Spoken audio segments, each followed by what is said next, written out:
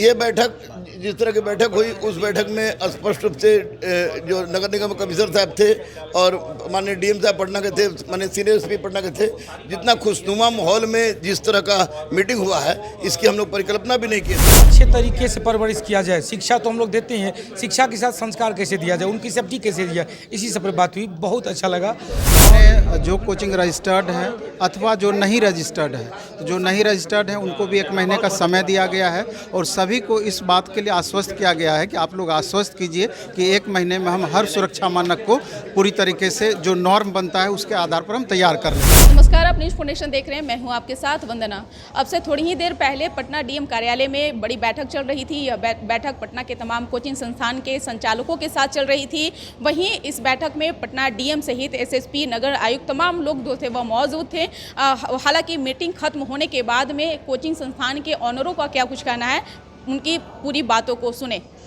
जैसे आज पूरे पटना डिस्ट्रिक्ट में अलग अलग पटना डिस्ट्रिक्ट के हर एसडीओ लेवल से प्लस डीएम सर अपने लेवल से ये मीटिंग रखे थे और मीटिंग इस बात को लेकर के थी जो सुरक्षा मानक है जो कोचिंग में निहायत ज़रूरी है उसका कितना हद तक पालन किया जा रहा है। कल लगातार अलग अलग टीम बना के वेरिफिकेशन भी लगातार किया जा रहा था।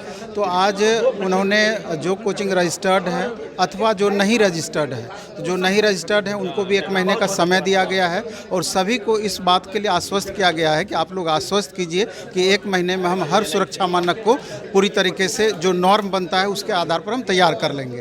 निश्चित तौर पे क्या सुरक्षा मानक को देखते हुए क्या कुछ निर्देश दिए गए, जैसे कि सुरक्षा और व्यवस्था? जैसे कि बेसमेंट में कोचिंग चलने वाली बात थी, ये जो घटना इतनी बड़ी घटी मुख्य कारण वही था। इसके अलावा फायर से रिलेटेड था। 2 गेट होना चाहिए क्लासेस में, उस पर हुई। पर्याप्त जगह स्टूडेंट को निकलने के लिए होनी चाहिए। तो जो भी इससे रिलेटेड नॉर्म है हर छोटी छोटी बातों पे चर्चा हुई।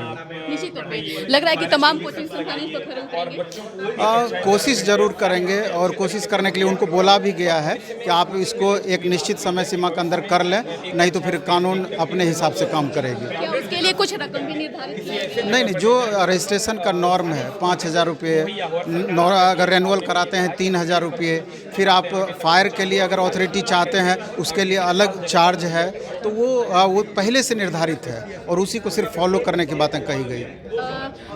क्या लग रहा है आगे आने वाले समय में इस तरह का और भी कोई घटना न घटे जैसा कि दिल्ली में हुआ है? नहीं, उसी के लिए ये पूर्णतः तैयारी है। सर के द्वारा भी उसी चीज़ के लिए हम लोगों को आगाह किया गया है कि भविष्य में इस तरह की घटना नहीं घटे, उसके लिए आपको पहले से तैयार रहना पड़ेगा, तैयार होना पड़ेगा। क्या ये नियम अच्छा है? बहुत अच्छा है और बहुत अच्छे माहौल में हर छोटी छोटी बातों को डीएम सर समझने का प्रयास किए।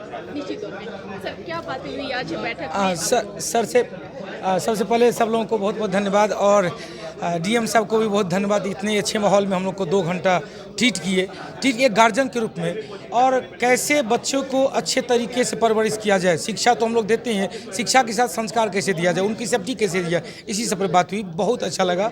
और फायर फाइटर हो या जितने भी मुख्य रूप से आपात प्रबंधक के रूप में जो आपदा प्रबंधक होता है उस पर हम लोग का चर्चा हुआ और जय जयकार होगा। क्या ये नियम अच्छा है? बहुत अच्छा, बहुत नियम तो पहले से लागू है, नियम तो लागू ही है, बहुत अच्छा। लेकिन आने जाने का भी जो रास्ता है, हाँ, ये तो समस्या है, आने जाने का समस्या तो है, हर एक जगह समस्या है।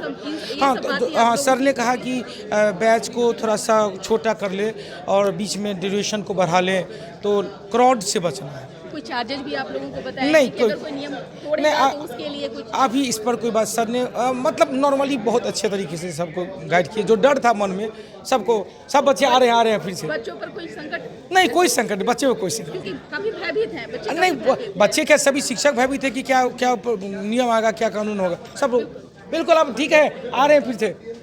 क्या बातें हुई आप लोगों की, ये जो नियम आया है उसको किस रूप में देखते हैं? बड़े हेल्दी एनवायरनमेंट में बातें हुई है और उम्मीद करेंगे कि जो सरकार का और कोचिंग संचालकों का जो मामला है वो बहुत अच्छे से चलेगा और बच्चों के हित में सारी चीज़ें होंगी।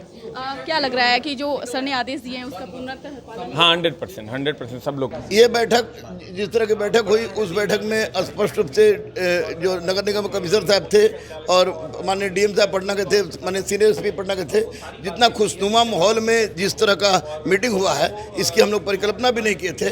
और निश्चित रूप से स्पष्ट कर दिया गया है कि सारे मानदंड को पूरा कीजिए और इधर से सरकार की तरफ से जो दिक्कत हो रही है उसको 1 महीना के अंदर पूरा कर लिया जाएगा। और अब जो भी अप्लाई होगा पोर्टल के माध्यम से होगा। और साथ ही साथ ओवर क्राउडेड पर स्पष्ट रूप से कहा गया है कि 150 से 200 से ज़्यादा लड़का एक क्लास में नहीं बैठ सकता है, तो ये निश्चित रूप से अच्छी बात है। आप लोगों की क्या शिकायत थी? हम लोग की शिकायत थी कि जो हम लोग अप्लाई किए थे, हम लोग का रजिस्ट्रेशन हुआ था, रिन्यूअल में लेट हो रहा था, अग्निशामक की तरफ से जो मिल रहा था तो उसको 1 महीना के अंदर कहा गया कि सारा का सारा चीज़ उपलब्ध करा दिया जाएगा। जो आने जाने का रास्ता हो या फिर बैठने की व्यवस्था जो कोचिंग संस्थानों में उस सब पर डीएम साहब और सीनियर एसपी ने बहुत अच्छे ढंग से बात किया, अच्छे ढंग से समझा दिया। निश्चित रूप से उसको कोई चार्जेस भी तय किए गए हैं, माना कुछ ऐसा कि अगर वो नियम का पालन नहीं करते? अन्य ने बोला गया कि शुरू में तो उनको चेतावनी दी जाएगी और उसके बाद उस पर कार्रवाई की बात होगी। जी, बहुत बहुत शुक्रिया सर बात करने के लिए। तो आपने सुना कि क्या कुछ कहना था। तमाम कोचिंग संचालक के जो ऑनर थे उनका काफ़ी खुश हैं क्योंकि इस तरह का कानून जो है वह आना चाहिए। तमाम शिक्षकों का यही कहना था। इस पर बस इतना ही। बने रहिए न्यूज़ 4 नेशन के साथ। धन्यवाद।